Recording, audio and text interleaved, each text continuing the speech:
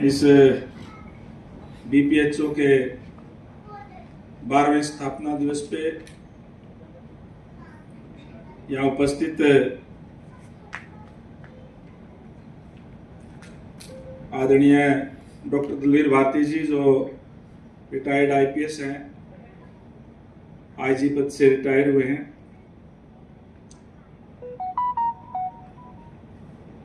आदरणीय अजीत जयसिंह जी, आदरणीय कान्हाराम शोकल जी, आदरणीय ओमकर्ण जी,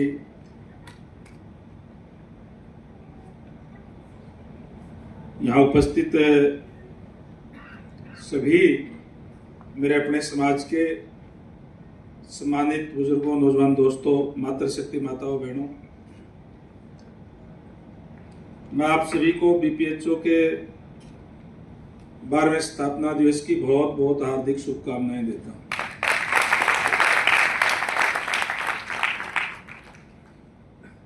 बड़ी अच्छी बात है कि बीपीएचओ का आज 12वां स्थापना दिवस है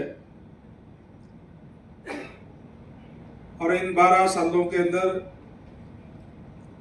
लगातार बीपीएचओ ने अपनी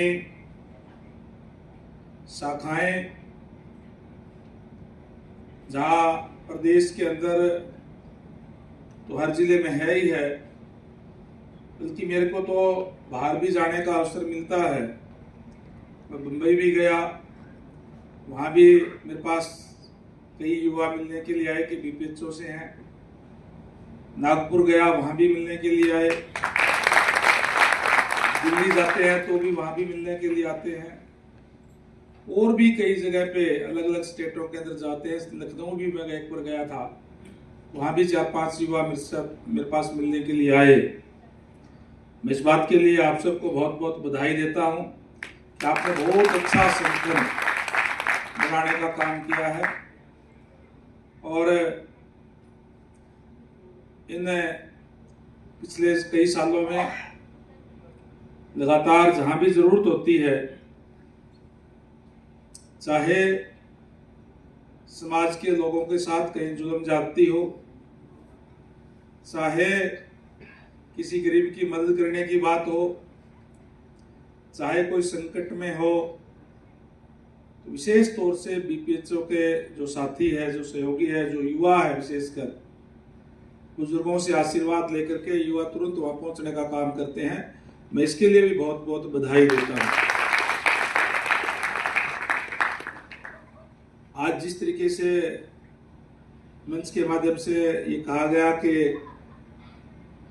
लोग थोड़े हैं, हमें भीड़ नहीं चाहिए, जज्बे वाले लोग चाहिए। तो इससे भी कम हो, अगर जज्बा होगा कुछ करने का, कौम के प्रति, समाज के प्रति, अपने लोगों के प्रति, तो फिर थोड़े से लोग होंगे वो भी अलग जगा करके उसको कर देंगे। और अगर जज्बा ही नहीं होगा तो भीड़ तो मैं सुबह गो तो सुबह जितनी मर्जी बुला देता हूँ, यहीं आपके यहाँ दावड़ा ही बनेंगे, बाहर भी हो जाएंगे। लेकिन जज्बे के लिए चाहिए, कुछ करने की सोच चाहिए, और मैं समझता हूं कि वो सोच आप लोगों के अंदर है। जिस तरीके से लंबे जो पिछले कुछ सालों के अंदर जो कार्य किए हैं, समय समय के ऊपर, चाहे सोनीपत से भी, एक बार पानीपत से भी, जींद से भी, कई जगह पर जहां भी जरूरत पड़ी, बीपीएचओ के साथी मेरे पास भी आए। जहां प्रशासन को कहने की जरूरत थी वहां प्रशासन को भी कहा, उनकी मदद करवाने का काम किया।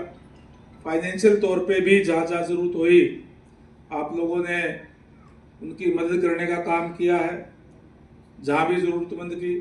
बहुत बड़ी बात है, कहना आसान है, समाज के लिए काम करना बड़ा मुश्किल है। उसके लिए जज्बा चाहिए। मुश्किल नहीं है, लेकिन हम मुश्किल मान लेते हैं, दिमाग में से आ गया नहीं यार ये कौन करे, मैं तो अपना काम से फुर्सत नहीं है, अब काम से आया हूँ तो मेरे को समय बच्चों को भी देना है, मेरे को और कोई काम भी करना है, तो इस तरीके का यार मेरा क्या लेता है, इस टाइप की सोच भी जो रहती है, उस सोच को दूर करके आप परमात्मा का धन्यवाद करें कि आपको संपन्न बनाया है। और आपको संपन्न बनाया है, तो दूसरे किसी समाज के अंदर जो व्यक्ति है, जो लोग हैं, उनको आपकी जरूरत है। ये जिस दिन हम सोच लेंगे और जिस दिन इस बात का प्रयास करेंगे, और हमारे तो धर्मों में भी कहा है कि मानवता की सेवा ही सबसे बड़ी सेवा है। और जब जिस समाज के अंदर हम पैदा हुए हैं और अगर हम संपन्न हैं, तो समाज के प्रति भी हमारी जिम्मेदारी है। और अगर वो जिम्मेदारी अगर हम ठीक तरीके से निभाने का काम करेंगे, तो निश्चित रूप से समाज तरक्की करेगा, आगे भी बढ़ेगा, और हम वो काम जो सोचते हैं वो हम कर भी पाएंगे।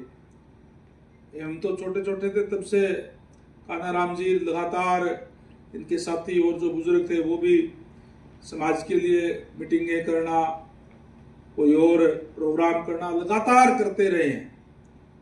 और उसी का परिणाम होता है कि जब जज्बा आता है, मीटिंग में आते हैं, हमारे बच्चे भी आते हैं, युवा भी आते हैं, उनको पता चलता है, तो स्वाभाविक है कि उनके समाज के प्रति और एक ललक रहती है कि हम समाज के प्रति कुछ करें। हमारा समाज पिछड़ा हुआ समाज रहा है, वंचित रहा है, शोषित रहा है। लेकिन एक बात मैं कहूंगा कि जितने भी साथी आए हैं, जहां भी आप लोग जाएं, समाज के अंदर बात करें, जैसे कान्हाराम जी कह रहे थे कि बताते नहीं, हीन भावना रखने की बिल्कुल भी जरूरत नहीं है। कोई किसी को कुछ नहीं देता, अपना करके खाना होता है, अपना सब कुछ करना होता है। फिर हम दूसरा कोई हमारे से कोई बहुत बड़ा नहीं, हम जिस